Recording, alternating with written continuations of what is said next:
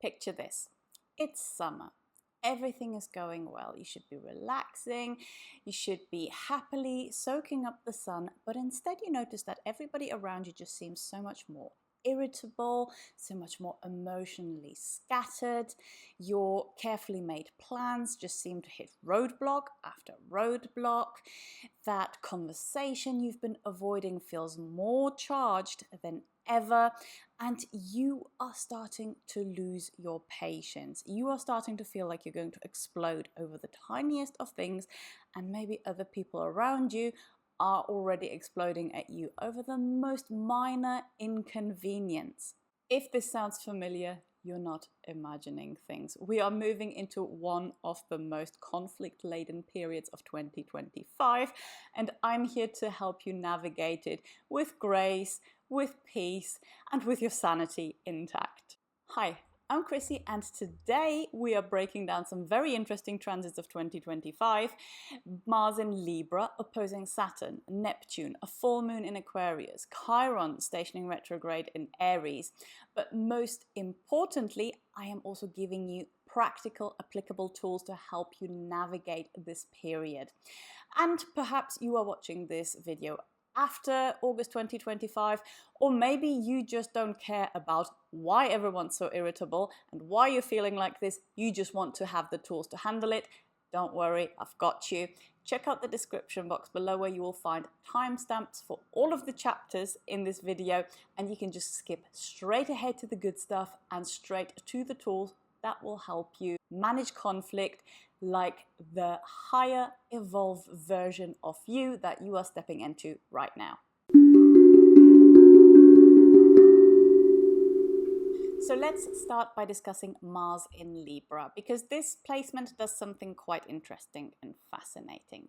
Mars is the planet of our drive, of our ego, of our action energy, and yes, of conflict. It is the warrior archetype. In Libra, Mars is considered to be in detriment. Libra is all about partnerships and balance and harmony. It is a sign that is ruled by Venus. So because of this expression of Mars is the furthest away from its natural state. This is neither good nor bad. The word detriment really doesn't do us many favors here. It just means that this is the highest mix of competing energies and expressions in this sign. At its worst, Mars in Libra can make people downright manipulative.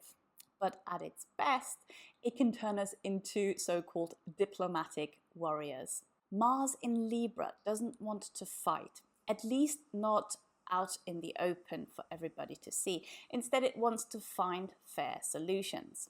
And this can cause this internal battle and this internal struggle and friction. Because on the one hand, you want to stand up for yourself, but then you also want to keep the peace. You want to address problems that are affecting everyone, but you also want everybody to get along.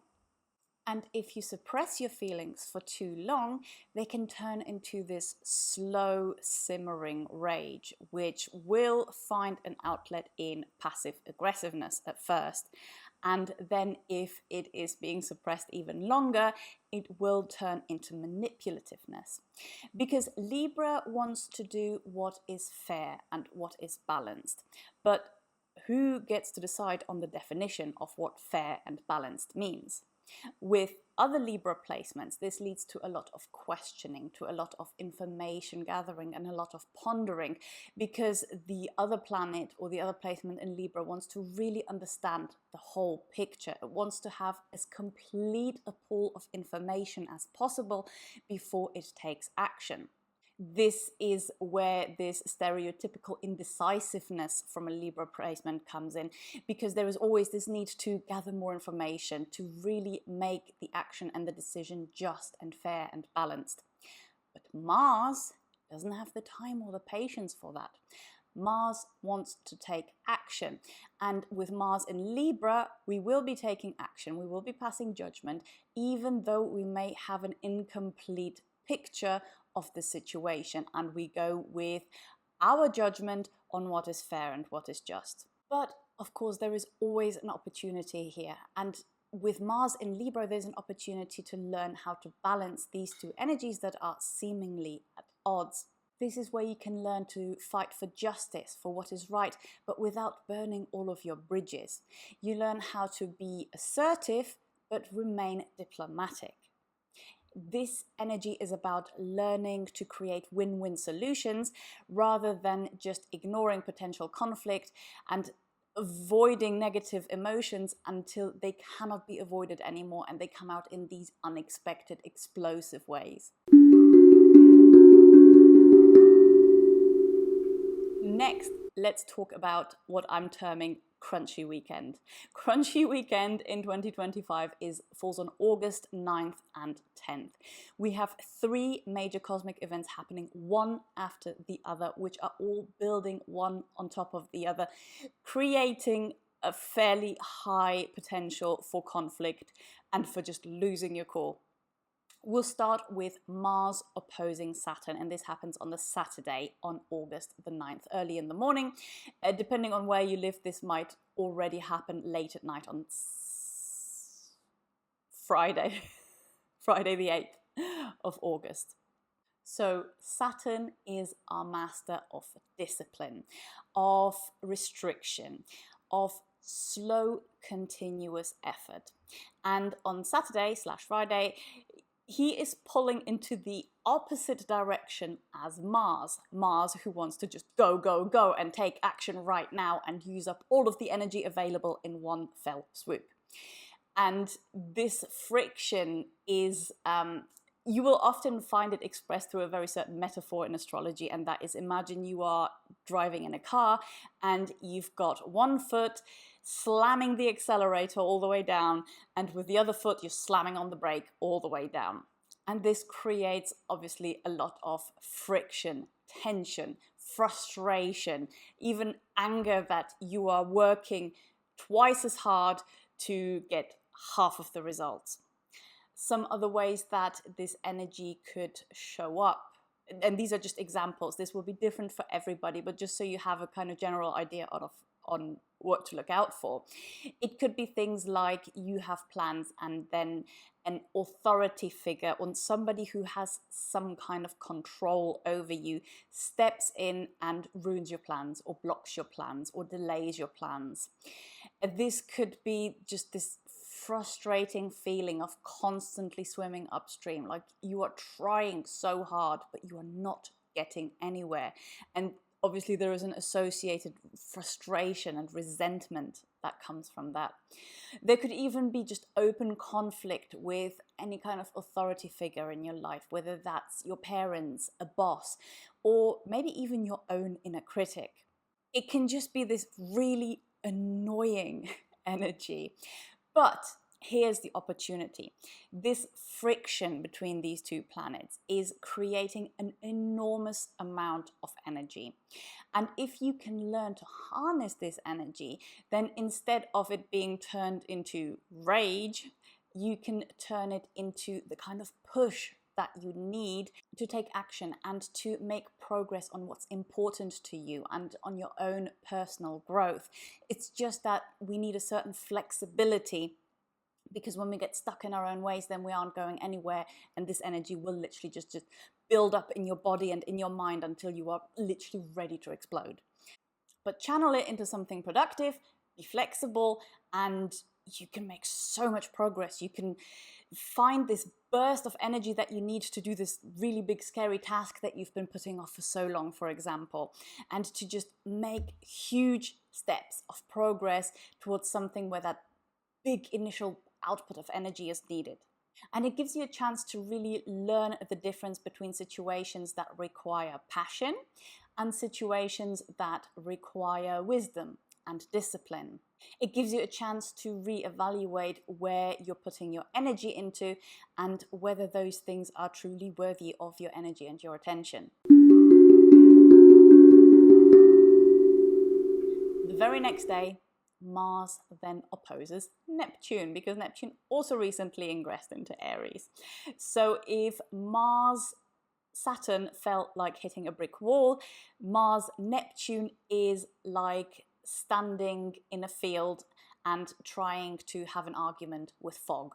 Neptune brings up themes of the unconscious, of spiritual transcendence, of oneness, and dissolution of boundaries. And that brings a lot of confusion. With Neptune opposing Mars, this can make our usual way and manner in which we approach conflicts quite complicated, especially while Mercury is still in retrograde. So there's already this low-level confusion that we're all having to deal with anyway.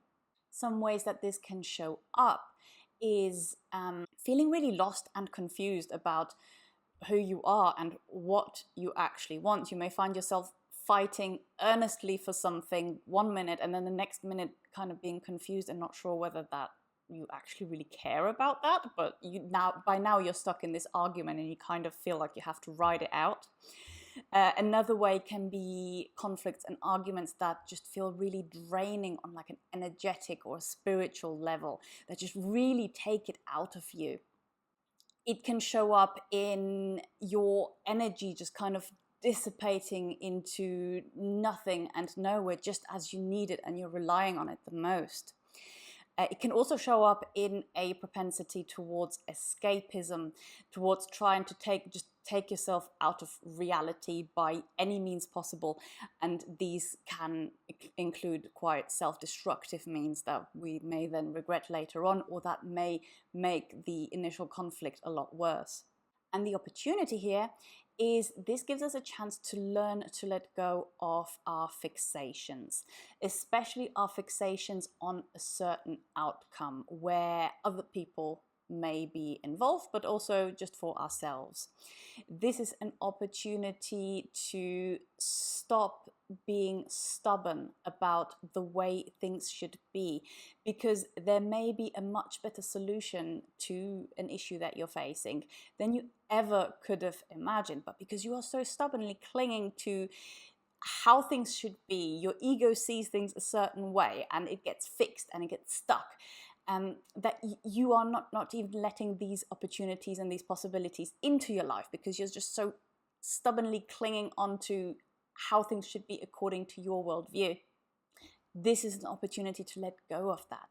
And this can show up in a massive release of things that were holding you back from actually achieving what you want to achieve, because you are now allowing some kind of higher force, whatever it is that you believe in, to step in and to show you, look, there's a much more elegant solution to this than you could have ever imagined. You just need to get out of the way and let the higher power handle things for you.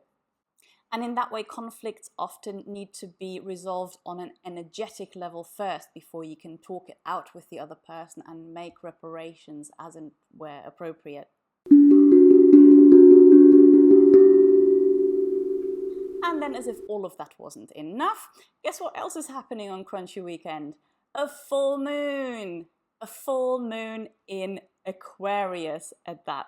So we have emotions that are highlighted in a sign that has a notoriously challenged relationship with emotions.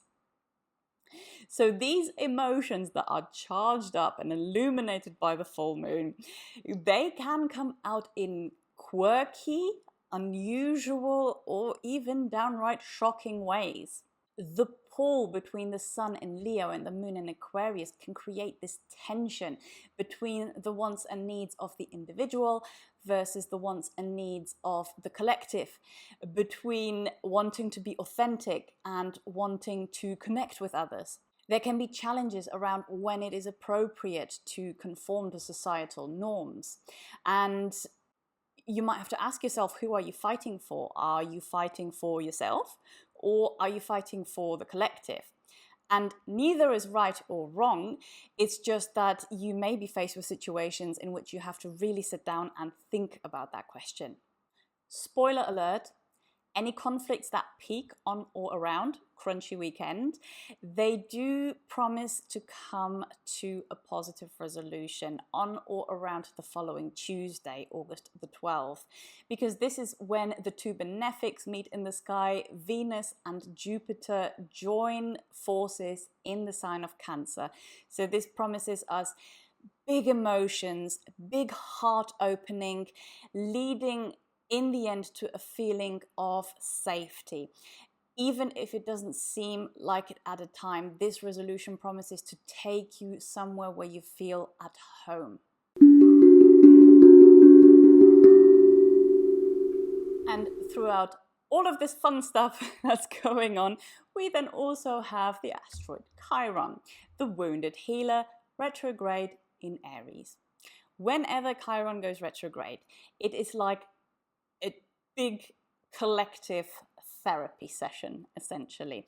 And we know how these can go. Sometimes therapy sessions get emotional. And usually when they do get emotional, when you have had a really good cry in a therapy session, that's one of the good ones. That's when you leave and you feel lighter and you feel like something that has been weighing on you really heavily, or something that's just been feeling stuck for a long time, it's finally been released. And this is something that is going to be happening for us collectively, essentially, because we are all experiencing these transits at the same time. It's just that they're activating different parts and different life areas in everybody's charts.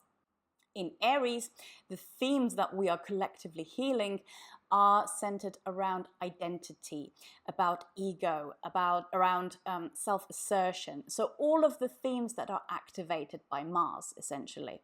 Some examples of common wounds around these themes that can come up can be a fear of taking up too much space, a fear of being too much or of not being enough, guilt around standing up for yourself, and fear of conflict or confrontation. If these or any similar topics come up, that is actually a really good sign, because that means that you are on the path to healing. Think of it a little bit like if you had a physical wound and you had to put some disinfectant on it and dress the wound. It's going to sting in the moment, but you know that it's actually helping you heal and is going to save you a lot more pain further down the line. How fast it heals, that depends on you, because when you are faced with these situations, how are you going to react to them? Are you going to react in the old way, like the old version of you, which is wounded and in pain, but that feels really familiar? Or are you going to react like the new, higher, more evolved and wiser version of you that you are stepping into right now? And so in that way, conflicts actually become an opportunity to level up faster, because they will help you push through blockages and things that have been preventing you from getting to where you want to go. So if you've been feeling stuck, these could be these kind of aha moments, these trigger moments that help switch something in your mind that needed a switch for the longest of times. Okay, so now we've established that conflicts have a higher chance of occurring as everybody collectively is moving through this energy. We have also established what opportunities lie in these conflicts for somebody like you who is aware of the underlying energies and ready to master the lessons that come from them. Now let's look at some practical tools that you can use in the moment to take the heat out of this cosmic firestorm. Number 1, release through breath of fire.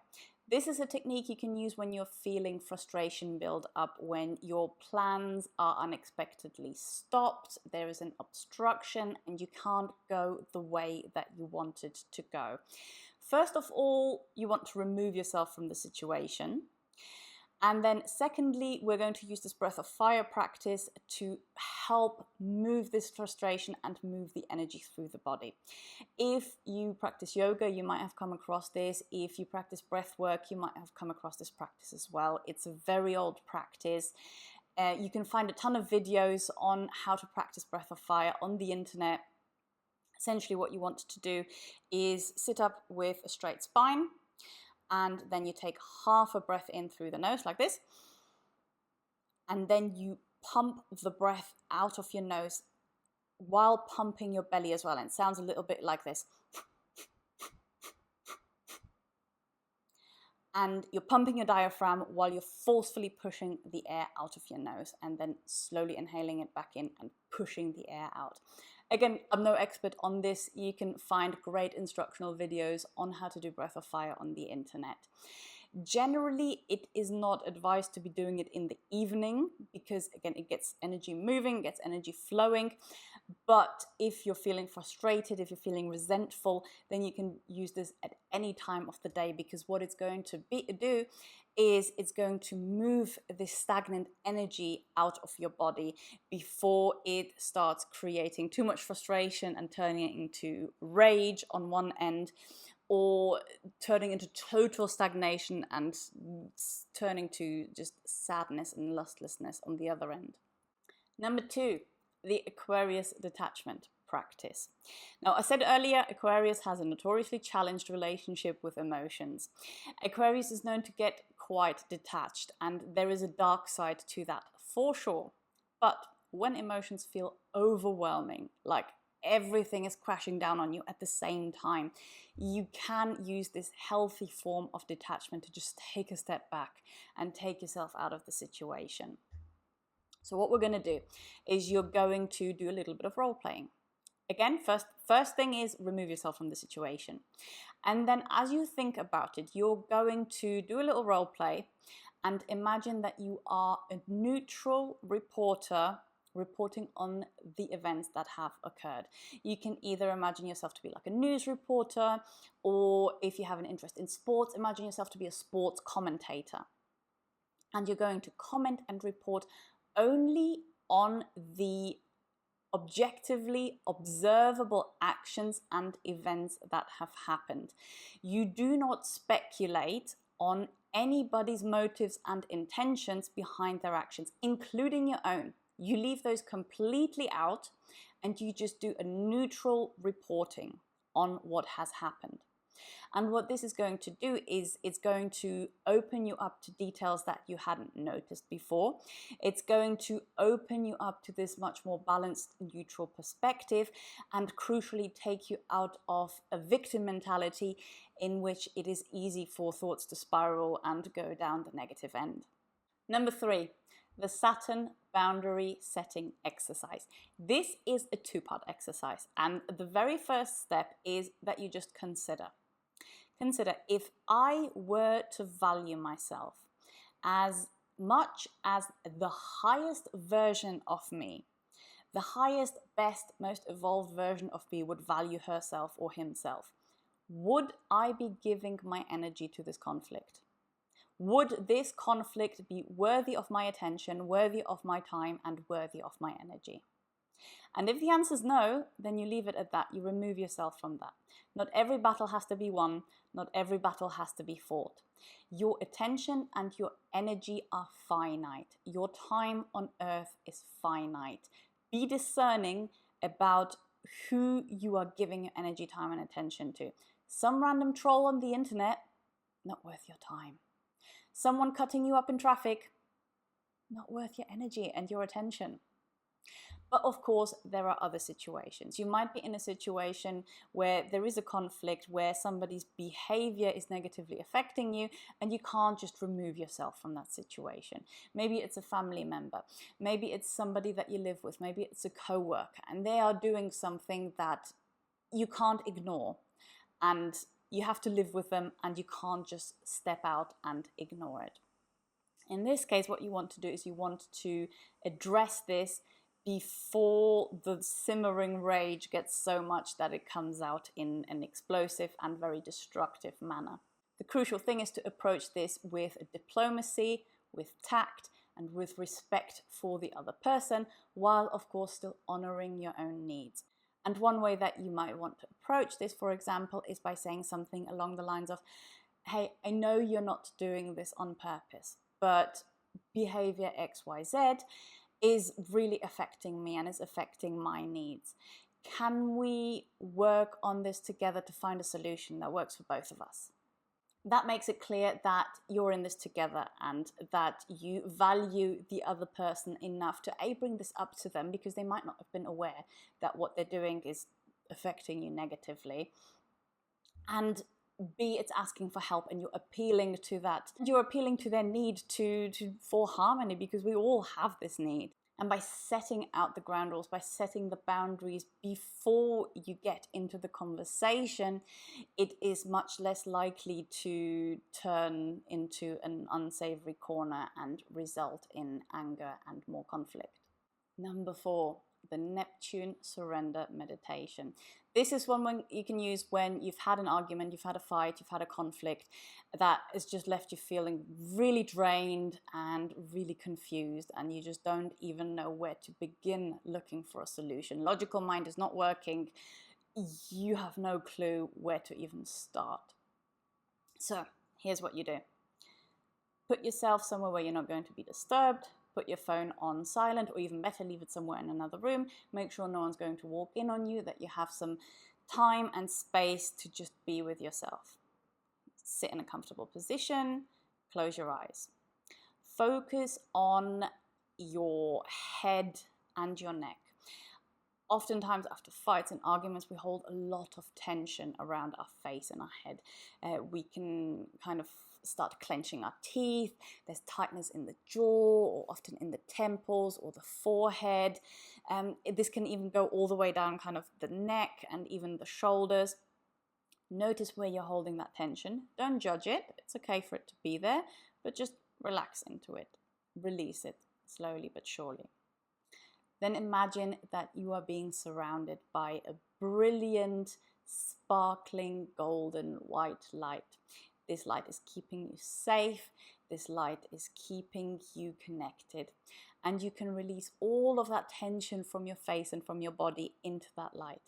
You can also release all of the tension that's been caused by the argument into that light. And then just ask. Ask out loud, or just ask in your mind, whatever you're comfortable with. Ask, what wants to emerge from this situation that I can't see yet? And you may immediately get an insight, like an idea pop into your head. You may kind of have a light bulb moment unexpectedly a few days later. You may realize that you've been looking at things completely wrong and you didn't have the full picture. The issue may totally resolve itself, or new information might come to light that makes the whole discussion completely redundant. Just have faith that the information will come to you at the best and highest possible timing. Number 5, the Chiron integration practice. So when you are in the conflict, pay attention what age you feel when you're in the argument, because often what is actually triggered is some old wound that we've already been carrying around with ourselves. You may even notice yourself or the other person in the conflict go back and say and do the things that they used to say when you were younger. This is actually really, really common. We can even turn into this kind of snotty, rebellious child sometimes, and that's okay. That's okay. Just notice what age you're feeling. Notice what age version of you is coming out in this conflict, and really see them. Notice how there's a difference as well, how they are both you, but at the same time, right now you are wiser and you are stronger and you are more brilliant than you were at that time. And just let that version of you, that old version of you, be seen. And ask them, what do you actually need to feel seen and to feel safe? Pay attention to anything that comes up. And give yourself that. Give yourself that right there and then, as much as you can. Because this might be something like a hug. This might be something like words of praise or words of affirmation. This might be something like going out and buying yourself the toy that your parents never said they had the money for. By the way, have you noticed how many adults are all of a sudden into buying toys, into collecting Labubus and other cuddly toys, into children's literature groups? And great for them. If that's you, good on you, because this is a way of healing that wounded inner child. And then finally, number 6, the conflict resolution ritual. This one is amazing. The first time I used this one was was in a work situation right before I had to lead a meeting that was known to make tempers flare up. This was known to have a lot of ego clashes, a lot of people arguing over, I'm right, you're wrong, no, you're wrong, I'm right. This was known to be a very, very heated meeting, and I had to lead this for the very first time. And I used this technique for it, and afterwards so many people came up to me and they said, that was so strange. Everyone was so well behaved and so civilized. Like, I've never seen that before. That was so strange. Like, what did you do? And I didn't tell them at the time because they wouldn't have gotten it, but I'm telling you right now so that you can utilize this technique for yourself if you are about to step into a situation where the potential for conflict is very high. So here's what you do. You are going to sit down or stand up, doesn't matter. You want to have your feet flat on the floor. You can wear shoes for this. If you can be barefoot, even better, but it's fine with shoes on as well. And you want to really feel your connection to the earth. You want to ground yourself to the earth through your feet. And just feel that, like that pull of gravity pulling you down and creating this kind of sensation of being safe, of being held by the planet. And then once you have focused on that sensation for a little bit, you want to extend that sensation to the general area, to the room where everyone is or is going to be within the next minute. And you ground that entire room with everybody in it. You extend that sensation of this grounding to the room, to all the people in there.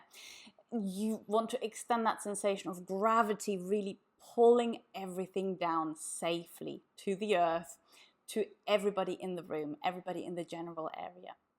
And then you set an intention for the highest and greatest good of everybody to be brought out. Take 3 deep breaths.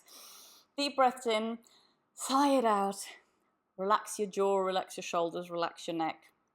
And then walk into that situation. Just remembering that it's not about winning, it's about understanding. If you can create a sense of understanding, then everybody wins and you get to win twice as much.